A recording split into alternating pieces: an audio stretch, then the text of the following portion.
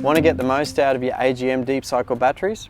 Hi guys, Andrew here from Accelerate Auto Electrics and Air Conditioning on the Sunshine Coast. Knowing how to correctly charge and look after your deep cycle battery is crucial for optimizing its performance and lifespan. In today's video, we're going to run you through a few of our tips on how to correctly use, maintain your deep cycle battery. Now, just to clarify, these tips only apply to the AGM deep cycle and not your starting battery. Starting batteries are a completely different composition and are designed to be used or maintained in a very different way. So now that we've got the disclaimer out of the way, let's get into the video. Okay, so let's get into discharging first up. If you want this guy to live a while, the last thing you want to do is discharge it too much or run it too flat. Basically, the lower depth of discharge you take it to, the shorter its lifespan is going to be. We recommend to try not to go below 11 volts. Anything below 11 volts and you're really causing damage to the battery. Any sort of dual battery system we wire up, we'll always recommend to use some sort of low voltage cutout or protection system to stop this guy getting discharged too much. Now that we've covered discharging, a second thing really is storage. When you store the battery, you always want to store it at a fully charged state. If you leave a battery stored for a long period of time, say anything over a month in a discharged state, sulfation will always occur. We'll go into sulfation a bit later, but just remember, if you want this guy to last a long time, fully charge it before you store it for any amount of time. Okay, we've covered discharging, we've covered storage, let's talk about charging. An AGM battery has a different internal resistance to your old school battery, and it also requires a different charging method.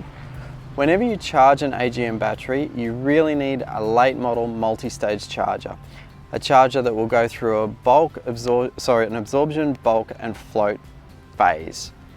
The old charger you've got, the old Arlec one that you've got in the back, will just cook this guy and destroy it and turn it into a balloon. So whenever you charge this guy, you want to look for a modern battery charger that has an AGM setting or will detect an AGM and shows a multi-stage curve.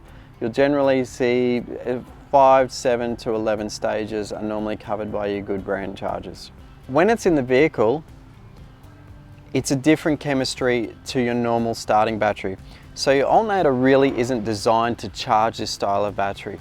Whenever you fit an AGM deep cycle battery to a vehicle, we always recommend to use a DC-DC charger that again either detects the AGM battery or is able to be modified to suit the AGM battery. It requires a different charge rate to your normal start battery. A DC-DC charger generally will always protect the start battery against any discharge on the AGM battery. So the old VSR solenoid that people used to use, not such a good idea. These guys, DC-DC charger, and you'll get a much longer lifespan out of them. So back to sulfation, your enemy.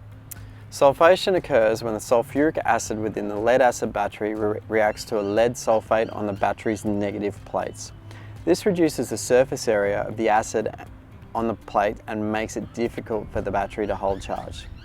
The best way to prevent sulfation, once again, is to leave this guy fully charged. We hope these tips have helped you understand how to correctly use and maintain your AGM deep cycle battery. If you have any further questions about battery care and maintenance, give us a call on 1300 227 353 or email us at info@amae.net.au, or you can even comment below.